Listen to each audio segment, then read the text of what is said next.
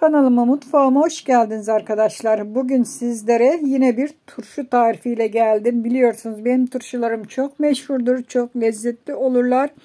Bugün karnabahar turşusu ama havuç ile birlikte yapacağız.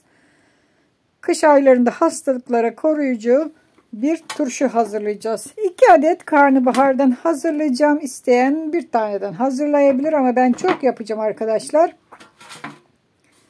Bir tanesini çıkardım. Şöyle bir tanesini başlayalım. Ben bunları alalı birkaç gün oldu. Bazı yerlerinde karalar oluşmaya başladı. Onları alacağım bıçağımla ve yapraklarını ayıracağım.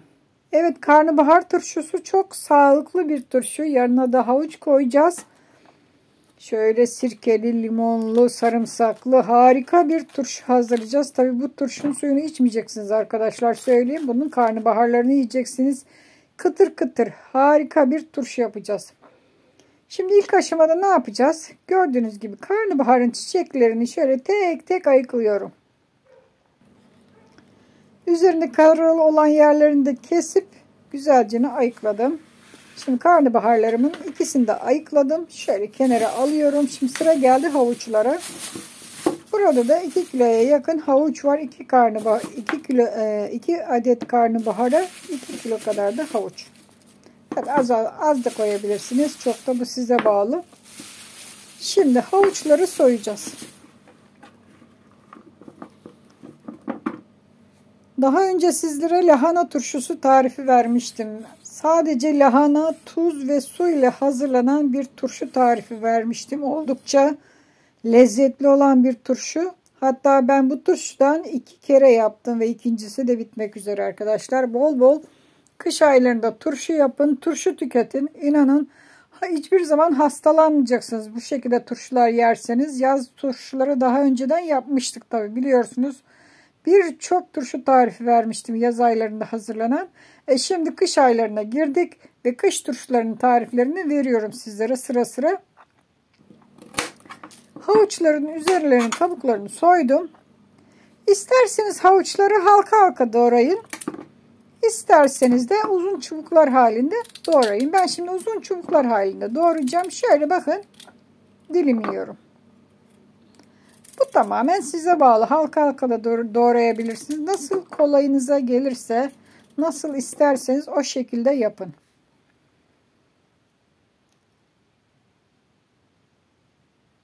Evet. Evet arkadaşlar, kanalımız şu anda 99.000 abone sınırına geldik. İnşallah 100.000 abonemize 1000 abonemiz kaldı.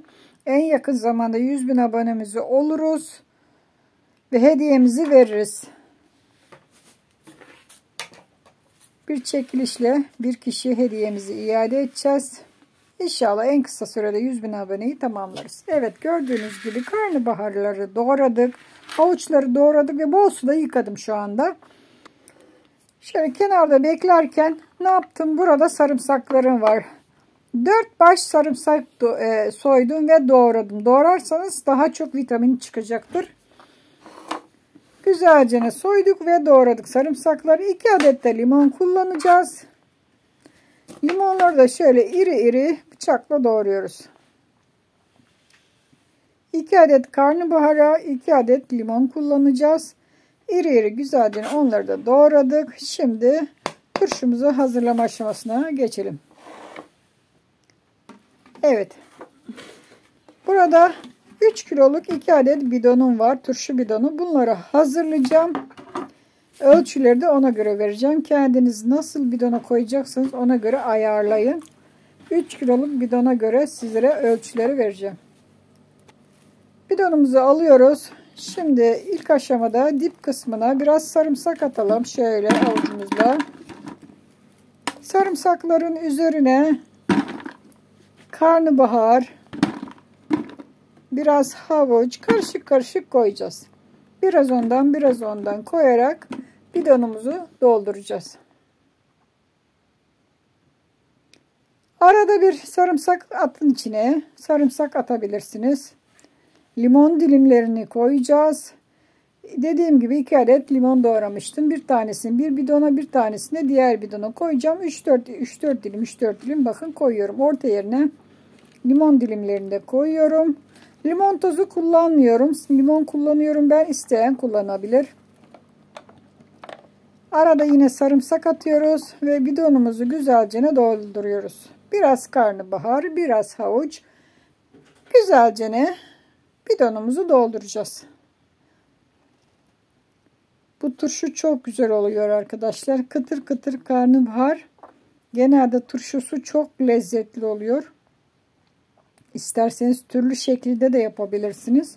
Ama kış sebzelerinden ben havuçla yapıyorum. Evet, bir tanesini doldurduk. Şimdi geçtik ikinci bidonumuzu doldurmaya. Yine aynı şekilde dip kısmına biraz sarımsak, havuç, karnabahar karışık bir şekilde göz ayarı orta yerine geldiğim zaman limonları koyuyorum. Bu şekilde dolduruyorum. Evet.